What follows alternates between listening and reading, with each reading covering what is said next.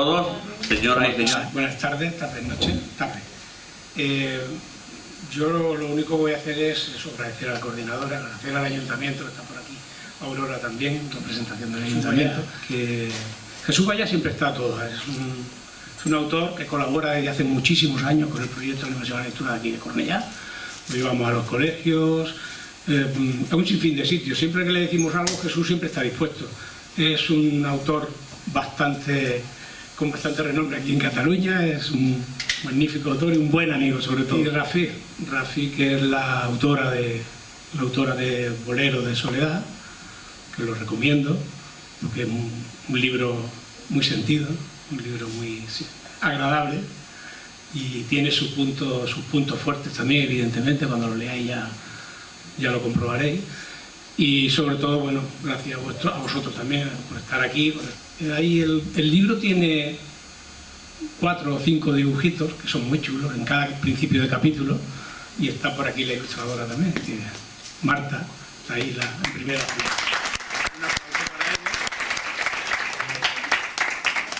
Gracias por la asistencia y le dejo la palabra a Jesús Valla. Cuando uno se pone a escribir un libro, cuando uno se pone a escribir, piensa, a veces inconscientemente, piensa en un posible lector que tendrá. Es lo que se llama lector implícito. Yo también me pasaba que cuando preparaba estas palabras, que siempre para mí resulta un compromiso un poquito fuerte, pues pensaba quién sería el oyente implícito. Ahora ya veo como que tengo delante el oyente explícito. La verdad es que algunos que conozco, pues no sé, como son sabios, me dan una cierta impresión a algún tipo de comentarios, pero voy a ello. El tema del libro de cuentos no es una cosa demasiado frecuente, porque no es un tipo de literatura que en forma de libro no suele funcionar mucho. No hay muchas editoriales que se dediquen a editar libros de cuentos breves, ¿no? Ese ha sido un género que ha quedado un poco, de cara al gran público, ha quedado un poco de lado, porque comercialmente ha sido siempre un género un poco difícil. Pero de todas maneras, en este momento parece que el género cuento se está reavivando y hay muchas formas de que el cuento llegue a muchísimas personas. De hecho, muchas veces cuando discutimos sobre si se ha de leer en papel o se ha de leer en forma de textos digitales, lo que está ocurriendo realmente es que en algunos aspectos la forma de publicación digital ha sido negativa también para la afición lectora, pero en otros muchos aspectos ha sido muy positiva, porque ha dado la oportunidad de que mucha más gente se atreviera a escribir cuentos y que mucha más gente lo practicara. En este libro es una apuesta por la dignificación del cuento. El cuento, ya sabéis que es una narración breve, en prosa, con un tema, un argumento ficticio, pero lo que tiene el cuento sobre todo es que es un tipo de narración con un marcadamente significativo y muy cargado de intención. Pero cuando entras realmente a ver que es un cuento, a escribir un cuento y a probarlo de verdad, realmente es un género que cuesta muchísimo.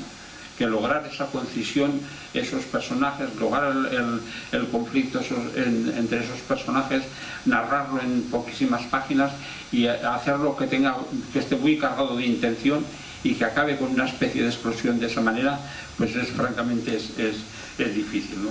Y en ese sentido, no sé, los cuentos de Rafi pues también me han parecido, muchos de ellos tienen un final realmente muy sorprendente y son muy interesantes. Pero más que nada quería llamar la atención un poco en este libro sobre lo que se llaman los paratextos, aquellas cosas que que no es la escritura de cada cuento, sino cómo están dispuestos y cómo están envueltos esos cuentos para que resulten de interés para el lector. Tú cuando piensas, a ver, yo leo cuentos que me envía Ernesto, de un concurso de cuentos, y leo cuentos y tal, uno detrás de otro, que nunca sabes qué te vendrá, qué será el cuento. Es una cosa que supone una cierta reiteración.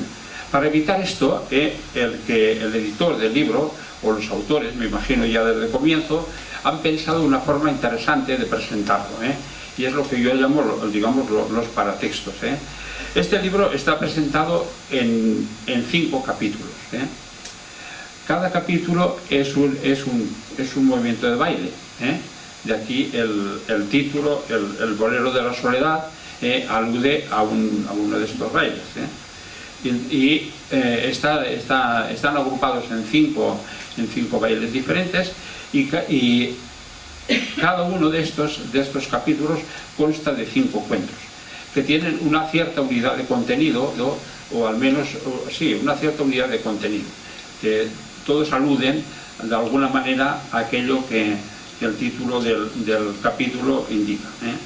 Pero además, lo interesante ha sido que cada uno de estos capítulos, por ejemplo, Bolero de la Soledad, que es el primer capítulo y es el capítulo que da el título al libro, pues se presenta, pone Bolero de la Soledad en una primera página, y con un subtítulo muy sugerente que te anima a leer, que te hace entrar, que dice, por ejemplo, en este caso, ron oscuro para mí, whisky ambarino para ella. Es un texto en un tono poético, pero que te incita a leer aquellos cuentos que vendrán después. Y además están acompañados. Yo, lo primero que me llamó la atención cuando me pasó el libro, lo primero que me llamó la atención fueron las ilustraciones que acompañan estos capítulos. Yo, mi vida laboral ha sido de editor toda mi vida. He trabajado 37 años de editor. Y esto es una cosa que tenemos en cuenta, que nos llama la atención. Y me llamó la atención precisamente la calidad de estos dibujos. Unos dibujos, bueno, hechos, o al menos como aparecen reproducidos en blanco y negro. Quizá están hechos a color, no lo sé, pero como el libro está hecho en blanco y negro, una sola impresión aparece en blanco y negro, pero son, por ejemplo, en este caso, una guitarra que está como humanizada, porque está como abrazada por 2 manos. Pues todos los 5 capítulos llevan este acompañamiento de un subtítulo que acompaña al capítulo, y después también una ilustración que entra para crear el ambiente que tiene el cuento. Entonces, para mí, esa especie de acompañamiento le da una personalidad al libro muy especial, y que lo hace especialmente interesante para leer, porque leer 25 cuentos seguidos sin nada que te los enmarque y demás, te supone una reiteración que en general resulta un poco pesada, ¿no? Es como un orador un poco pesado como yo, ¿no? Pues sí, seguido así, pero puesto de esta manera, me parece que es una cosa que ayuda mucho a leer el cuento. El cuento, y en este caso está muy claro, muchos de estos cuentos no se fijan simplemente en un detalle, un pequeño detalle. Cualquier detalle puede ser la base de un cuento. Por ejemplo, no sé, yo pienso que esta pequeña ilustración del roto es un cuento fantástico. Se podía escribir de una manera fantástica, o sea, da pie a contar esto de una manera. Pero la gracia del cuento, precisamente como cualquier cosa literaria, está en contar aquello que nos contaríamos de una manera simple y de alguna manera automatizada.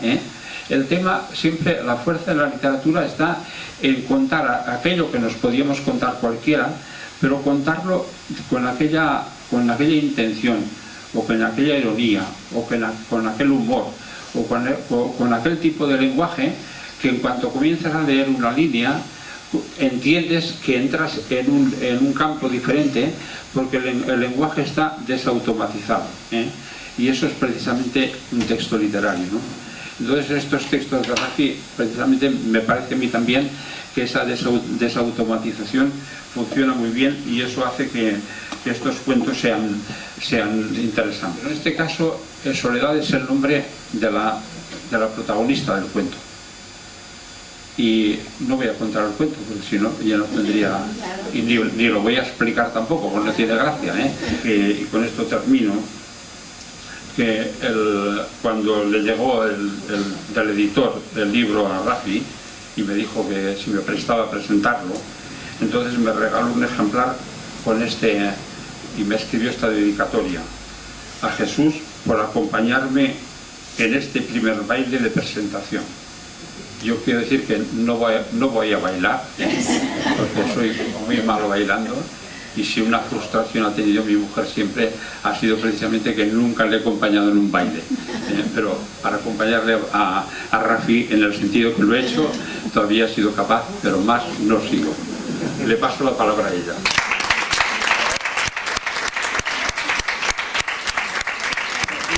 Antes de que yo empiece a decir algo sobre el libro, que ya ha dicho muchísimo Jesús, yo quería agradecerle a Emiliano, a Jesús que me acompañen y a los dos coordinadores del blog y de la asociación por haber estado aquí y permitir que hagamos este acto.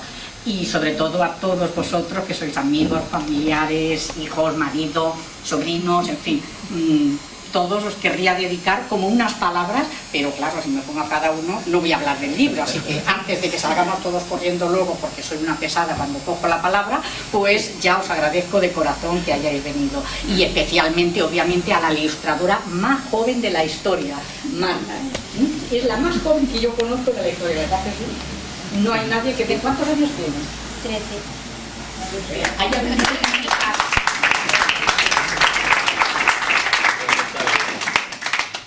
Bueno, yo del libro, vamos a ver, yo hasta ahora siempre he ido de acompañante, nunca he presentado un libro, he ido de acompañante, de colaboradora, de tal, pero entonces no sé bien qué es lo que hay que contar. Y claro, los acompañamientos que he ido son siempre como muy cultos, son siempre, no sé, como dice Jesús, muy sabios. Y yo pues no sé, yo he pensado contar un poco cómo se forjó esto, para, bueno, de alguna manera contradecir un poquito a Jesús, porque además lo habíamos hablado en alguna ocasión. A ver, yo no me considero escritora. Yo no he escrito el libro porque me guste escribir. No me gusta escribir, soy perezosa, pero totalmente. O sea, me gusta contar, eso sí. Cuento, bueno, a los amigos, a mis alumnos, en fin, yo voy contando cuentos. Vázquez Montalbán dicen que cuando acompañaba a sus amigos al instituto, que estaba como a 20 minutos, les iba contando historias y les amenizaba. Luego, como dice Jesús, a ver, hay el libro, un mazacote de cuentos, claro, lo que él dice, a ver, tú coges un libro y ves 25 cuentos y bueno, sí, el primero te lo lees, el segundo también, el tercero, bueno, ya dice, bueno, ya no sé, va a pasar como el chiste de la escalera, el quinto ya no sé si voy a llegar, bueno, lo vas dejando. Entonces, es verdad lo que ha dicho Jesús, que entonces pensamos que había un hilo conductor que sí que podría agrupar los cuentos. Luego ya, claro, Marta ya colaboró también y dijo, venga, pues vamos a poner un dibujo en cada uno. Luego Francisco dijo, voy a coger una frase. Aquí ha colaborado todo el mundo, como veis, no yo sola. Yo he escrito, pero aquí ha colaborado todo Dios. Y entonces pues puso la frase esa que queda, de verdad que queda perfecta. Y es una frase de los cuentos, o sea, tú lees el cuento y mira, esta es la frase que hay al principio, y es verdad, pero sacada fuera de contexto parece que ilumina, ¿verdad? Ese conjunto de cuentos, historias, las rancheras, los tangos, los boleros, las milongas, que tienen un sentimiento dentro, sea cual sea, ese sí me gusta. Y entonces pues le llamé a ese primer cuento Bolero de la Soledad. Claro, y luego los demás, ¿qué apartados les poníamos? Claro, porque si en uno pones crisis, en el otro pones inmigración, la verdad es que queda horroroso. Y entonces, pues bueno, decidí que le iba a poner nombres de baile. El apartado de Bolero de Soledad es un apartado que acoge relatos más o menos sentimentales, porque los boleros son lentos, tristes, nostálgicos y románticos, que busca atardeceres, penumbras, susurros, la intimidad con el ser amado, el anhelo del encuentro. Los cuentos que se agrupan son historias de personas solitarias que han encontrado una salida más o menos sorprendente a su soledad. El siguiente grupo, que es Tango del Desamor, tiene relatos algo más trágicos, como las letras de los tangos, desgarrados, desgranando su desolación al mundo en la noche y en las madrugadas de arrabal.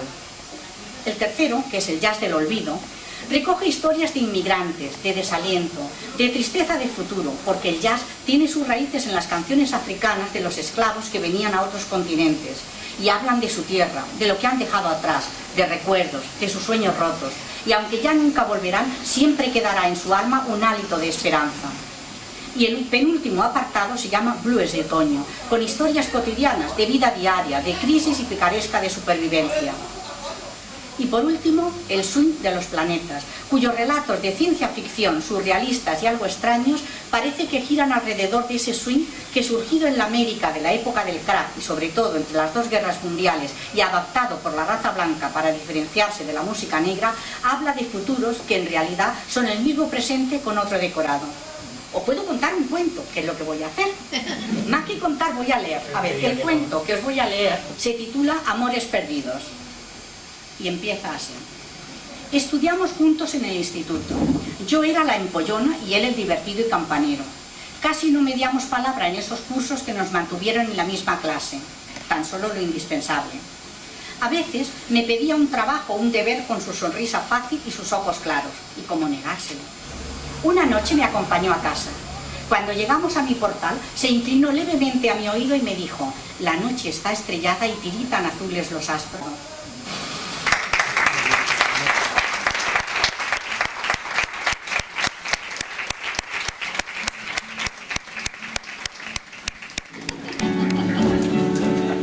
No, decía que este cuento maravilloso de Rafi nos podía haber sucedido algo parecido, seguramente, a la mayoría que estamos aquí. Yo escuchaba en la universidad a Paco Ibáñez cantando a Pablo Neruda este hermoso poema.